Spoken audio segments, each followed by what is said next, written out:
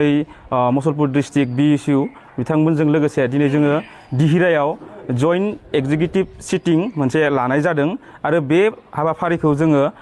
मोनफ्रोमबो जोंनि मुसलपुर डिस्ट्रिक्टनि आन्दाराव थानाय मोनब्रैबो कन्स्टिटुएन्सिनि आन्दाराव जोङो लादों। जोंनिया मोनथाम हाबाफारिया जोंना साक्सेसफुली जाखांबाय आरो नै दिनै मोनसे हाबाफारि दंबावो जोंहा खख्लाबारियाव जागोन। बेखौ जों दा दान्दिसे उनाव जों थांगोन। स' बे हाबाफारिखौ लानाया जोंना ओरैबादि मोनसे साक्सेसफुल हाबाफारि जादों बेखौ आङो बिराद गोजोननाय मोनदों। दिनै इयुथ्सफोरा जोंजों खामानि मावनो थाखाय लैहोर लैहोर ओंखारबोदों। बिथांमोना माने मोनसे एनार्जि मोननाय बायदि मोनदों जेराव माने जोङो इयुथआ ओरैबायदि मोजां मोजां जों हाबाफारि लादों। बेवहाय माने जों इलेक्शननि सिगां जे प्रि पलिं जे खामानिफोर दङ बिनि खामानिफोरखौ जों मावनो बिथांखि लादों आरो जोंहा मोननै समस्थियाव बे खामानिया अलरेडि जागायबाय आरो मोनसे इलेक्शनाव जोंहा फैगौ बिसायख'थियाव जोङो माबायदि स्ट्रेटेजि लानानै मा खामानि मावोबा जोङो देरहासार जागोन बेनि थाखाय जोङो साफ्रोमबो इयुथ्सफोरा दिनै जोङो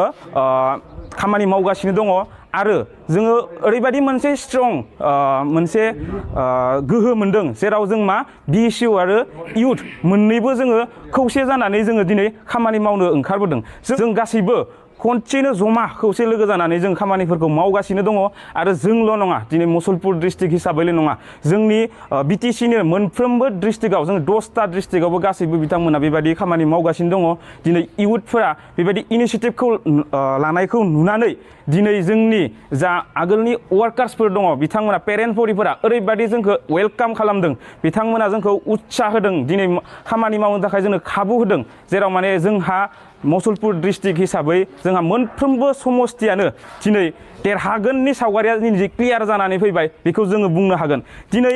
जोङो दिहिरा समस्थिखौनो जुदि एग्जाम्पल होयोबा दिनै दिहिरा समस्थियाव जों ओरैबादि इयुथफोरा जोंजों लोगोसे खामानि मावनो ओंखारबोदों। बिथांमोननि थाखाय जों माने रोजा रोजा साबायखर होयो आरो दिनैनि बे प्रग्रामनि जोहैनो दिनै दिहिरा समस्थियाव जोंजों लोगोसे 29 जन सुबुंफोरा बा वार्कार्सफोरा दिनै जइन जादों। दा बेबायदि सानफ्रोमबो जोङो माने गिदिर प्रग्राम खालामालासिनो पकेट जोङो मबिलाइजेसन खालामनानै पकेटै जोङो जइन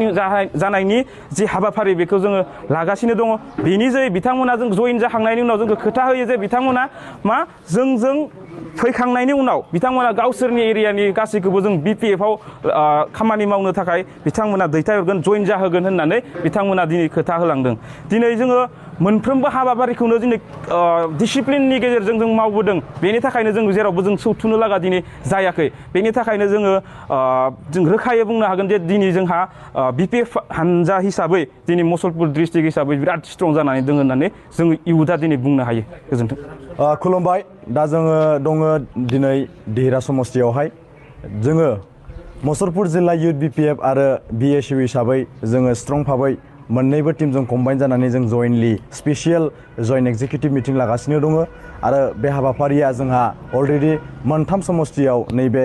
दिहिरा ब्लकजों लोगोसे मोनथाम समस्थि जोङो दिनै खालामखांबाय आरो दा जोंहा मोनसे दंबावो बेनो जाहैबाय कख्लाबारि ब्लक माने कख्लाबारि कन्स्टिटिउसनाव जोंहा दा बेलासिनि 3 रिंगायाव जोंहा जानो लागा। दा जोङो बे मेलनि गेजेरजों जों ओरैबायदि मोनसे एवारनेसखौ जों खालामदों आरो बे एवारनेसआ जाहैबाय दिनै जोङो इयुथ आरो BSU हिसाबै जिखिनि हाबाफारि इयुथ आरो BSU खौ स्ट्रेंथेनिं लाबोनो थाखाय जों हाबाफारिखौ मावदों। बे हाबाफारियाव जोंहा जोङो साक्सेसफुल जानानै थांनायखौ जोङो रोखा जोङो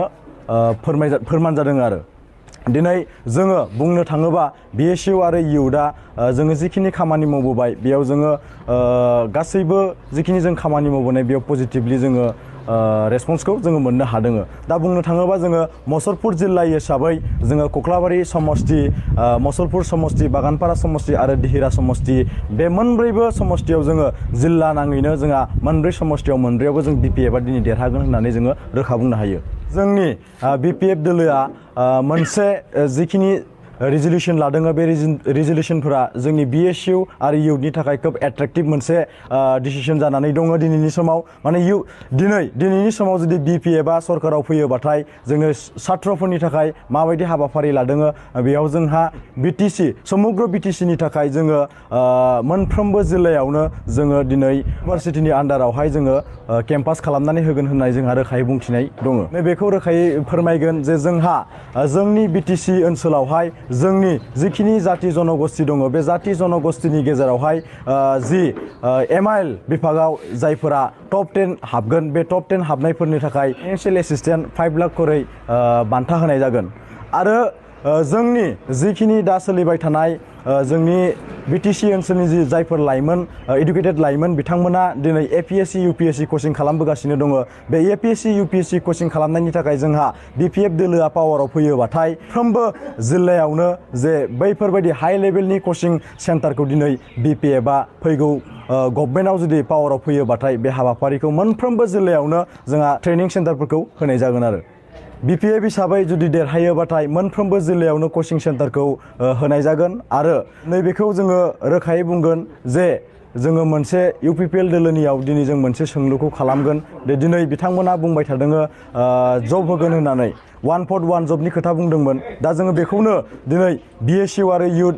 BPF हिसाबै जों बेखौनो सोंलु खालामगोन जे जब आरो सार्भिसनि गेजेराव माबायदि फारागथि दं बेखौ जोंहा मानाव गेदेर प्रमद बर' बिथाङा जोंनो स्पष्ट भाबै एसे बुंफोरना होयोबाथाय जों मोजां मोनगोन मोनसे बाथ्राया नैबे जे जोङो